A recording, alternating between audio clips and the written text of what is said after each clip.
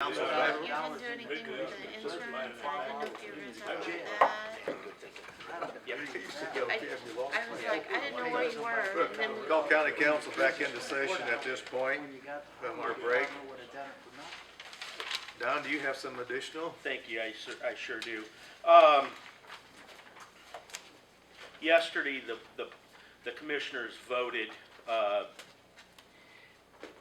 it wasn't a vote that we liked, it wasn't a vote I know you guys liked, but per the couple of members' request, we are gonna ask the employees to go 30%. We prefer 22, that was our preference, but in order to throw out the olive branch and try to get this thing going, we'll go the 30%. So that was voted yesterday, so that shouldn't be an issue. The only other thing I can think of I wanted to talk to you about was the budget certification status map that you have here in front of you. I was assured by Bill Schultz from Accurate Assessments last Friday night that by tonight sales ratio numbers will be sent to the state. So I'm not really smart enough at this point in time, to be honest with you, to try to figure out where we went wrong. I don't know why we're this late. I really don't. I think the department is understaffed. I'll be honest with you. I think they're understaffed, and I think our former county assessor probably let us down. A lot of vacation time and stuff gone. So hopefully we'll get on the straight and narrow. I will say that as we sit here, Rita Souders is taking her level 3 assessment test. So let's all think good thoughts for her. That would be kind of nice to get that by. But the email that I got, and I think some of the rest of you got, when I first looked at the email, and maybe this was knee-jerk on my part, when I first looked at the email, though, I thought Brian Bailey was saying we were the only county not to have it done, and I'm like, that just isn't right. I mean, I went back and checked the map, and you know, we are not the only county, but we're way behind. And if we're going to have on-time tax bills next year, we must get this thing rolling along. Now, I guess my question is the auditor and the treasurer, are you guys ready to go when stuff is given to you? we're waiting. And you'll just roll it and you'll go and not, okay, all right, so that's where we are. We hire Accurate Assessments. Apparently, I thought Accurate Assessments' job, and Paula helped me with this, I thought their job was to help do field work. And they do the field work, but they also sometimes handle the data entry of the modifications. Sales ratio. Yeah. Okay. And it's different now that with the market value. There are some modifications in the process. Okay. So that's where we are. I did look it up in ProVal after that came in Don's comment. We rolled values from the assessor to the auditor on September 12th last year. So we're not really far behind, but we had a ratio study down to the state 2 months ago. But the only good thing is everyone else has got the ratio study down there, so maybe that cleaned out house. So that is the only good thing. Maybe they'll be able to take care of it faster since they don't have many to do. So we're not really far behind on the roll of the values yet, but we're 2 months behind on getting the ratio study down to them. So I'm hoping that the 2 months doesn't push us back to end of October, 1st of November before we get values, or then we might be talking different. But we have exemptions in, so when we get values, we can get NAVs out to the township. well, that's what I was hoping. Everything you could do outside of rolling it Is what we've been working on. Be ready to go. Okay, thank you. So we're ready. So I guess that's that. I'll know later. Is that what I think it is? Yeah. We Indiana News Center is coming to town in August the 22nd, to do Life's Better here in Columbia City. I don't know if any of you watched that or not. The first one they did this year, they did in Cherubusco. You can buy an investment in a TV package for ads that'll run 57 times between August the 22nd and 28th. The investment's $350. We didn't take any action. I think it's a good thing. We didn't take any action other than to tell Mr. Teo that might be a good EDC thing to do. I mean, it is relatively cheap, but it doesn't make a difference. That's not something I would be comfortable spending the time. What time period did they run? 3 o'clock in the morning or what? No, they ran pretty much. I don't watch a lot of that particular channel, so I can't say. But I saw the ads for like the magic wand and Oh, really? yeah, in that time period. It was very good coverage. Yeah, it was They great. called it the magic wand? What's that? They called it the magic wand. Sure. Yeah. Sure. It's on the news at 6 o'clock. So for a week you get highly mentioned, but there's no action from the commissioners other than just ask Mr. Teo if it was anything that might be. Did you have anything else you were wondering about that I don't? The longevity pay date, but you said it was you guys, is not there. Right. November 19th will be longevity pay date. Talk about Terrell. His budget. Terrell didn't meet with, he forgot to meet with, George. So hopefully everything he'll get done so we can stay on our time frame that I gave you guys prior, with the first publication coming after we finish up our meeting this morning, not this afternoon, this morning. Hopefully it's not this afternoon. So I just want to give you a heads up that Terrell is aware that he didn't meet with George, but hopefully that doesn't change anything with that. And I have all the townships back for the binding and non-binding reviews. Smith has a 5 minutes here. Okay, thank you. It's just about 22%.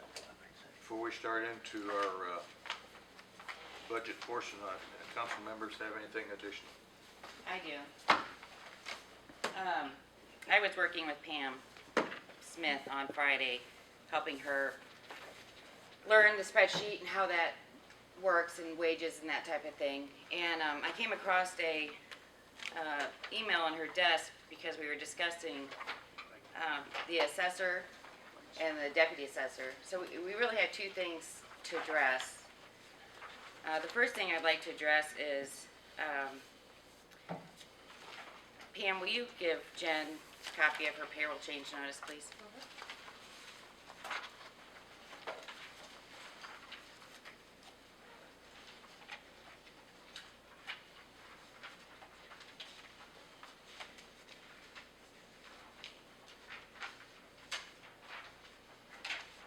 Jen, I need for you to explain to me where this authorization for the $750 change to Kim's payroll came from. That was from the council for when we went to the assessor pay.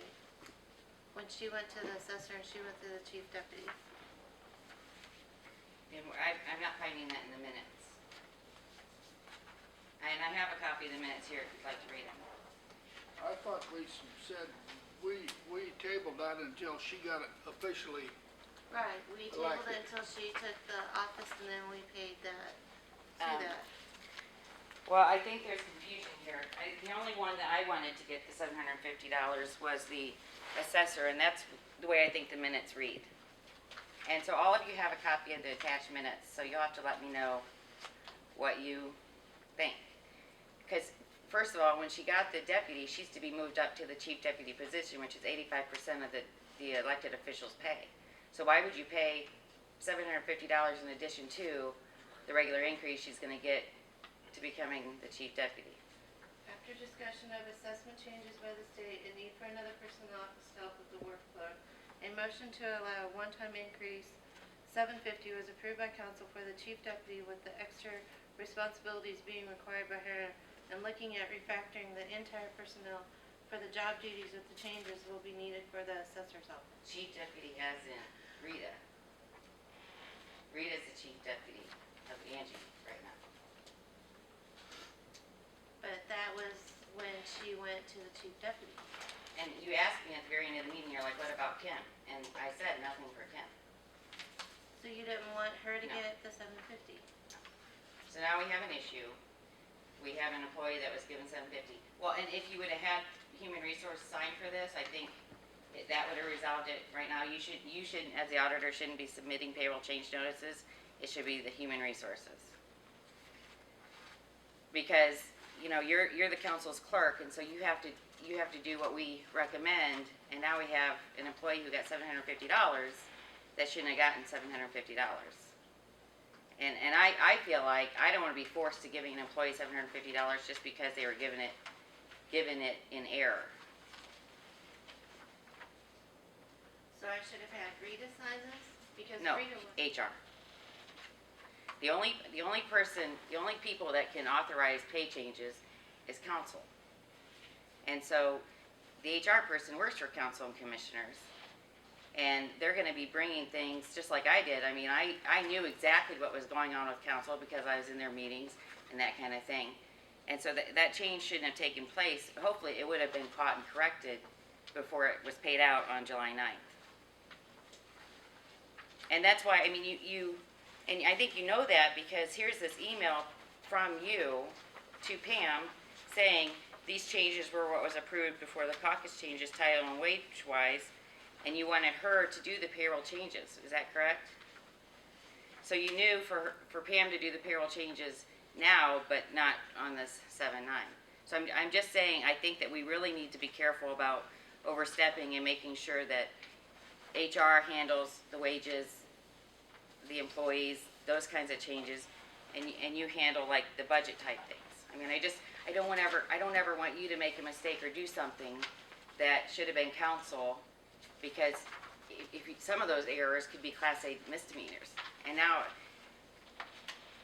I just thought when Rita got elected to the thing that this should have been put, and this is what was taken in that motion. It's totally my misunderstanding that the 750 when she went to that should not have been paid out for the change. and she has, then that brings us to problem number 2. Problem number 2 is, now Rita is making the assessor wage, and Kim is making the chief deputy wage, which is 85% of the assessor's wage. But we found out that Rita is not actually the assessor at this point because she hasn't passed her level 3. They're not going to have another caucus, it's my understanding, but they'll swear her in after she becomes the assessor. So we are currently paying an assessor's wages. That's not really the chief deputy. However, or not really the elected officials. However, she really is doing That job. the elected official's job. She's just not the elected official. And Kim is not the chief deputy elected official. Rita still is. So we have 2 things to determine. One, what do we do with the $750 that was paid in error to Kim? Keeping in mind that she has recently gotten a nice increase already, moving from deputy assessor to chief deputy. And 2, what do we do with the assessor and the deputy assessor's wages, because they're making those wages now but aren't really, you know, technically that's not what they are, but technically it is what they're doing. We've got the right to do that. I don't know, it is under legal review. This whole thing is under legal review right now. But I think that we needed to address, was my feeling, that we needed to address this today. We definitely have the right to make the adjustment to Kim's pay for the $750. But the fact about the assessor and the deputy assessor, we don't want to, the definition of ghost employment is that if somebody's being paid for a job that they're not doing. Well, they are doing that job, so it's not like it's ghost employment, but they're not really technically they shouldn't be receiving elected official pay. And I might add, I disagree that they're doing the job because they can't. Right. So, Yeah. if you want to go back to legal, let's go back to legal here. She cannot sign a piece of paper as the county assessor. She can't do that. That's wrong. So, all right, so some of the aspects So of that. I know, I don't wanna get on the Kim, the 750, I'll let you guys deal with that.